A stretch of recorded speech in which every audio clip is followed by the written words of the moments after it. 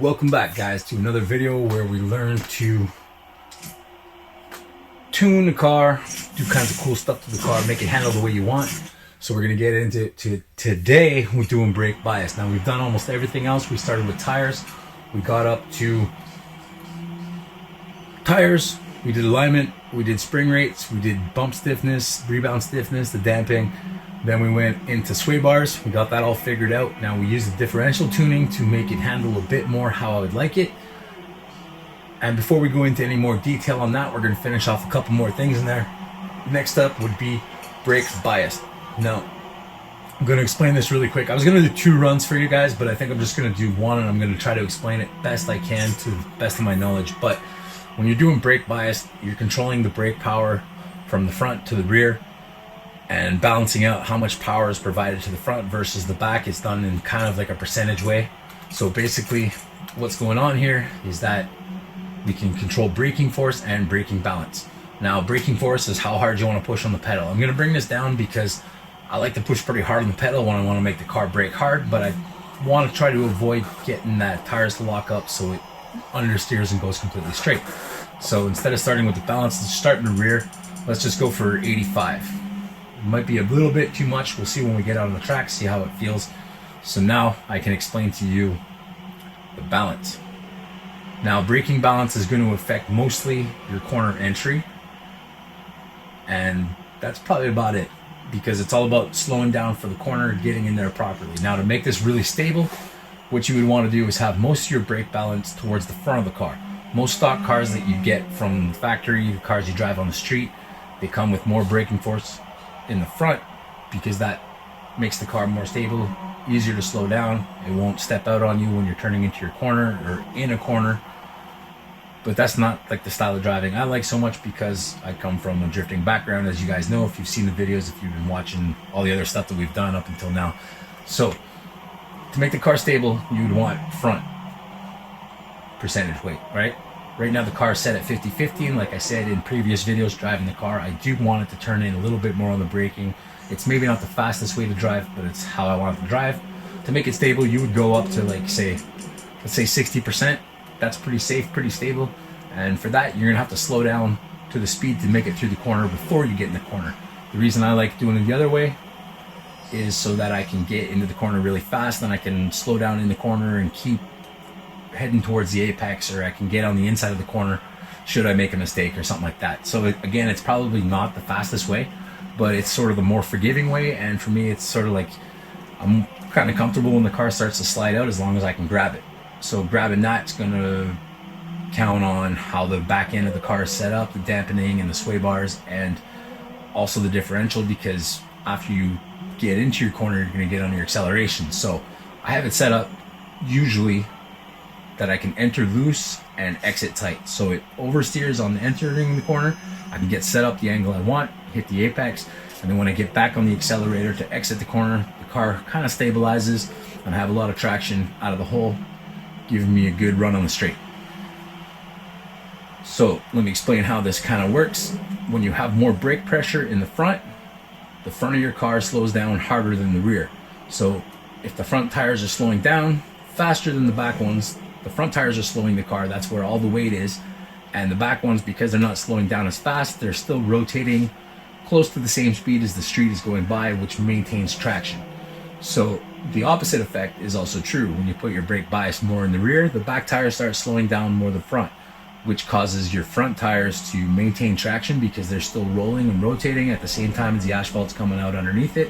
Where the back tires, because they're slowing down a little bit quicker, they will break traction a little bit, and that'll cause the car to skid out, cause you to oversteer if you're balanced properly into the corner.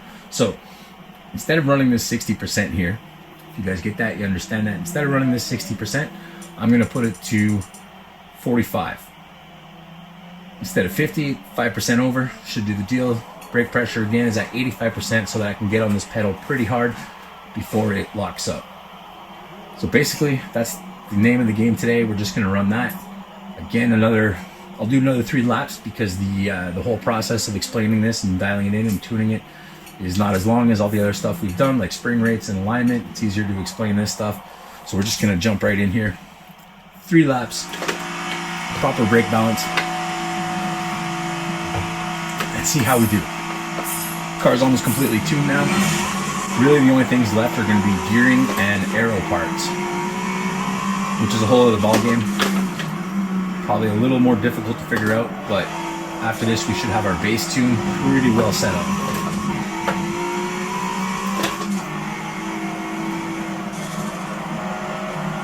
It still feels a little loose, but the tires aren't warm yet, so let's just make it through this lap and then we'll really drop the hammer. Already it feels way more stable in the corners. It's grabbing how I want it to. It's floating nicely, predictably. Is that a word? Predictably? Nope, got a little crazy there, but we can bring it back. I don't know if we could have saved that with a bit of downforce in the back, but we're going to find out.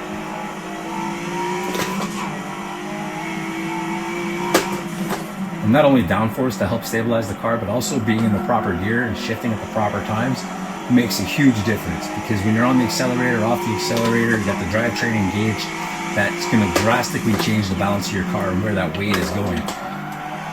So you want to optimize your cornering torque and everything so that you can just go right through it and not have to shift like midway through a corner. Hopefully find a good balance that keeps us in the power band on the corner so that we can handle the car the way we want, slow it down, speed it up, oversteer, understeer, all that fun stuff. Ooh, that's big oversteer. Okay, so the brakes are paying off. I might actually want to turn it up a little bit. Yeah, look at that slide. That's what I wanted. Now we just got to figure out how to grab control of it.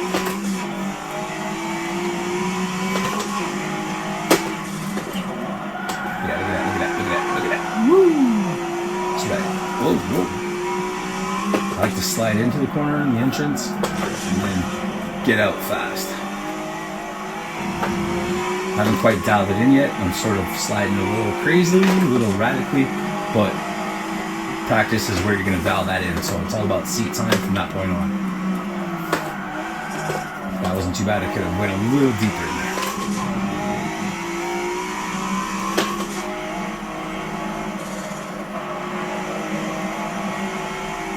Downforce I think is going to help in this section here. So with the combination of this bass tune, downforce, and proper gearing, you should be able to make this car really boogie. I'm hoping to hit a 2-minute flat. It's not like the world's fastest time on this track, but I think it's pretty respectable. If you guys want to post in your comments what kind of times you can run on here with your tunes, keep in mind that all assists are off. Right now I'm running the driving line, but usually we run absolutely nothing. That's no traction control, no stability, no ABS. It's all about the tune, and it's all about the driver figuring out how to run your machine. And I still got a lot of work to do with this car. This is officially the driving school car, I guess. And but so far it's getting there. Once we start getting the aero parts, it's going to change the game a little bit. And we also have the option to go wide body on this, which really changes stuff up. And it's going to change the footprint of the car. It's going to give it more track width. Might be able to do some interesting things with that, but we'll see where it goes.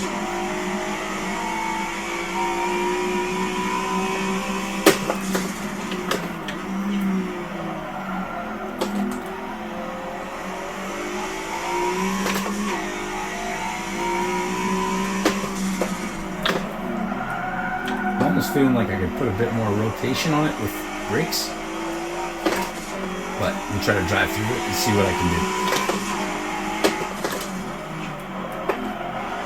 That corner I have to enter a bit later, a bit quicker. This one too, like coming up too early. That wasn't bad. A little off the apex, but a little sloppy in the acceleration. It means I can bring the differential down a little bit too, probably.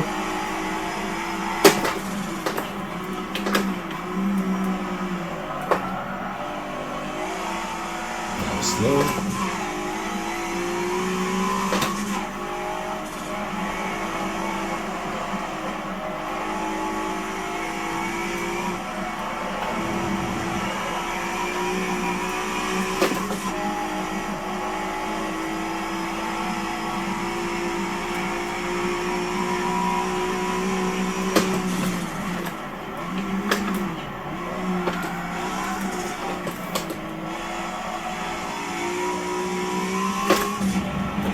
little loose there on the entrance. A little too much brakes.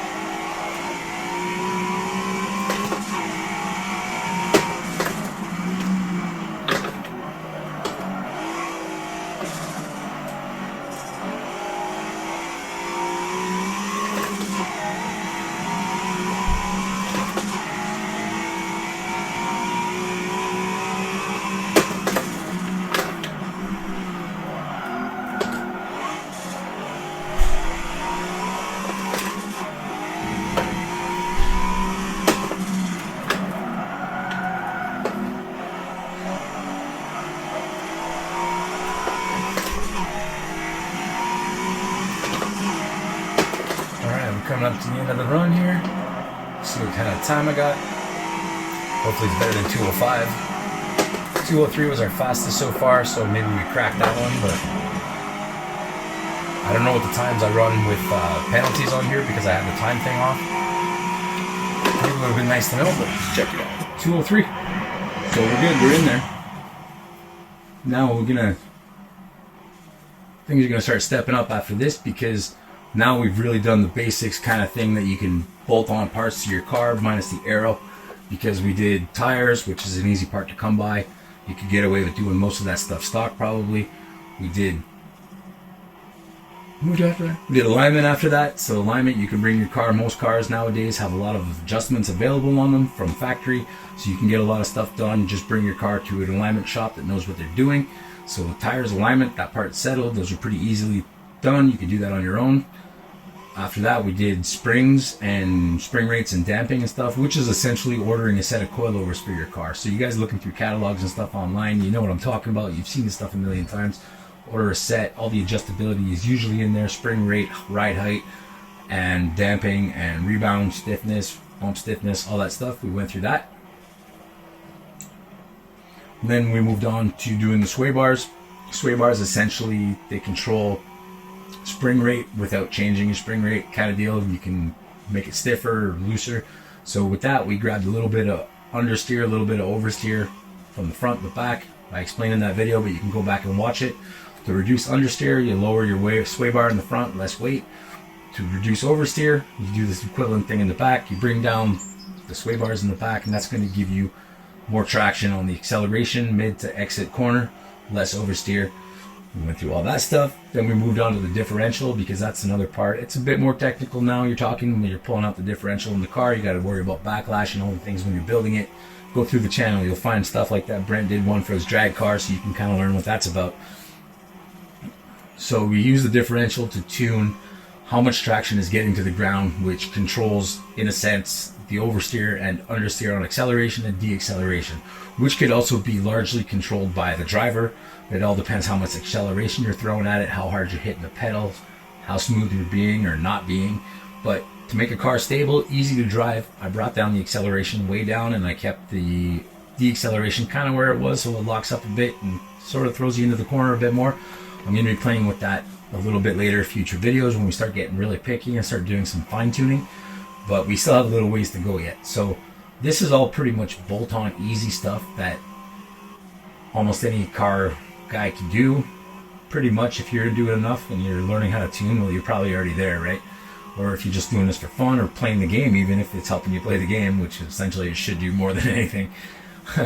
I digress. So next thing we're going to do, I think, is going to be taking a look at the gearing, getting proper gearing for the corner. I don't want to jump into the aero stuff yet, because there's a lot of options in there that kind of, they change the look of the car, and it's also going to change the characteristics of the car.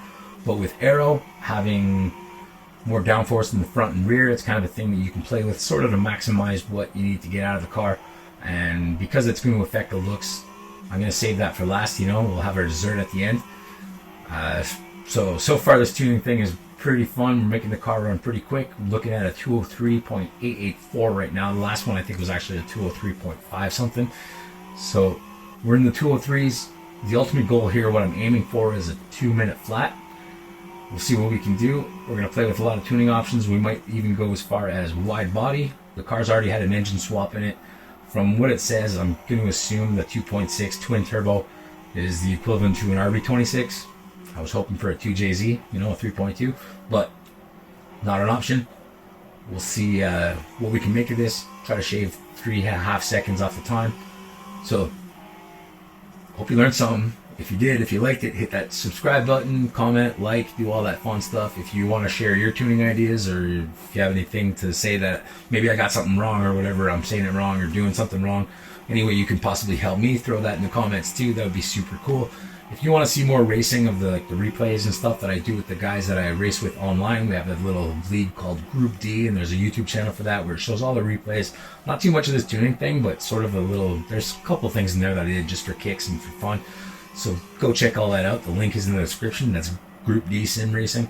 And don't forget to subscribe to this channel, Project 253. This is just a couple videos that I'm throwing in here once a week to try to learn tuning and sort of spread the news and try to hopefully get you guys to understand tuning too. And hopefully it is only a game. It's Forza Motorsport 7 with the steering wheel and stuff, a little sim setup, super on a budget. So hopefully most of you guys following along are doing this or can do this, and it's something that we can all do together. But I just want to see if we can all, if I can learn how to do this and teach you guys, or you guys can teach me, and we can all learn together just to become better tuners, better builders, faster drivers, just better car people, more knowledgeable.